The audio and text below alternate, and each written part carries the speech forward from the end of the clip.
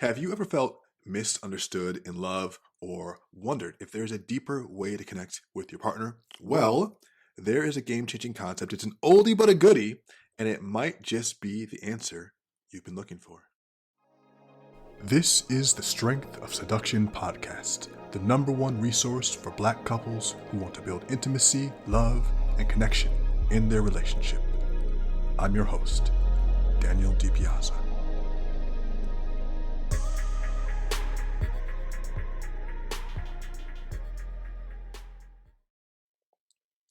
Guys, welcome back to the Strength of Seduction podcast, the #1 resource for Black couples who want to build intimacy, love, and connection in their relationship.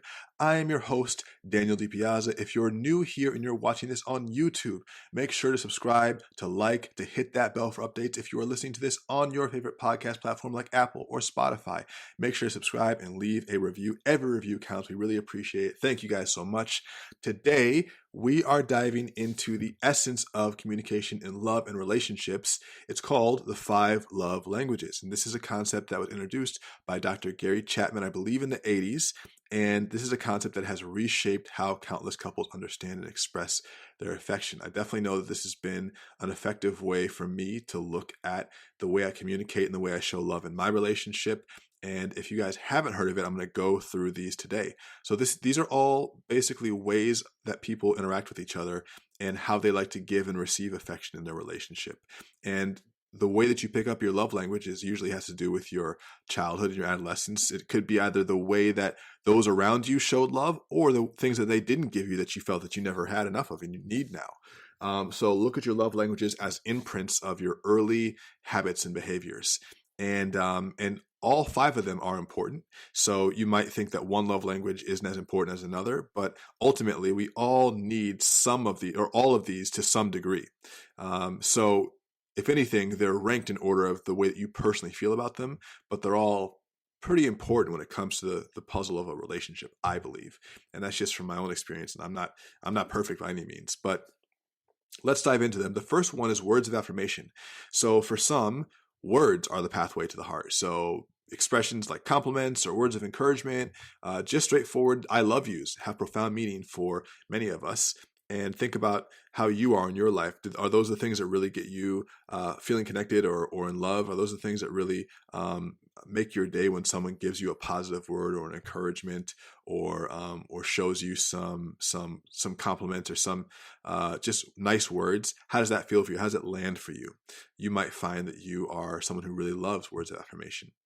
And before I go on to the other 4 languages, also note that if you just Google search Dr. Gary Chapman or you just Google search the 5 love languages, there's a quiz on this that you can take, and it will tell you what your highest love languages are. It will rank them for you. So anyway, let's go into it. So first one was words of affirmation. Second one was acts of service. So, I think actions speak volumes. And for many, gestures like making breakfast or doing the chores or running errands, helping with the kids, just handling things, making things easier, lightening the load. These are all ways of showing love. That's what acts of service are. I personally love to give and receive love in acts of service. It's just something that I feel, it feels good to me. So acts of service is another one. The third one is receiving gifts. And for some people, really it's about the thought behind the gift. I mean, that's really what it's about. It's not about the price, but the sentiment and just through the gift, that expression that your partner was thinking of you. I think that's a great way to give and receive love. For some, it's more important than others. When it comes to the 4th love language, quality time is huge. It's irreplaceable. It's the only thing that they'll never make more of.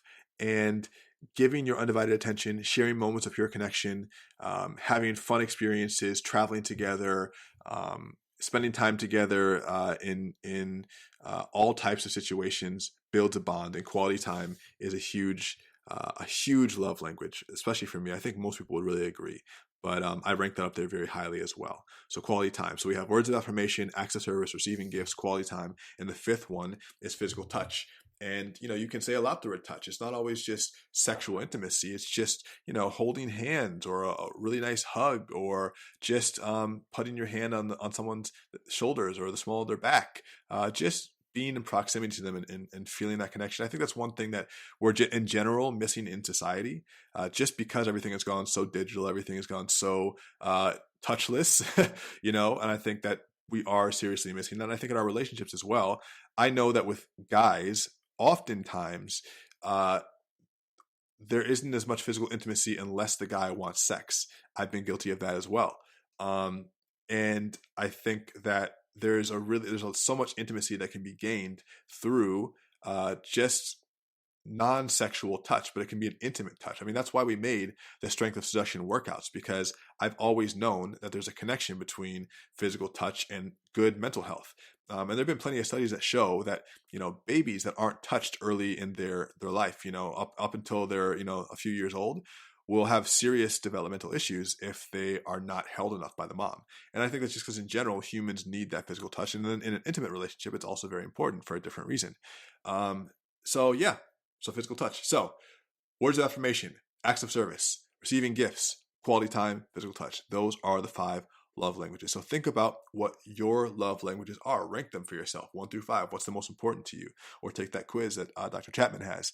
And you'll start to see and view your relationships in a new way. And really, knowledge is just the starting point. You're starting off with, this information. It's how you use this understanding in your daily actions. And so it's being able to use these love languages as a new perspective to understand each other's needs and to find ways to resonate on that same wavelength, and to have a discussion about this stuff. I mean, you can forward them this podcast, or you can just forward them an article on the love languages. But to have this conversation with them about how do you like to receive love, what feels the best to you, might give you a big insight into the person you've been in a relationship with for maybe 10 years, but you learn something about them. So yeah, it would be, I think, very interesting and important to not just have this information, but also apply it.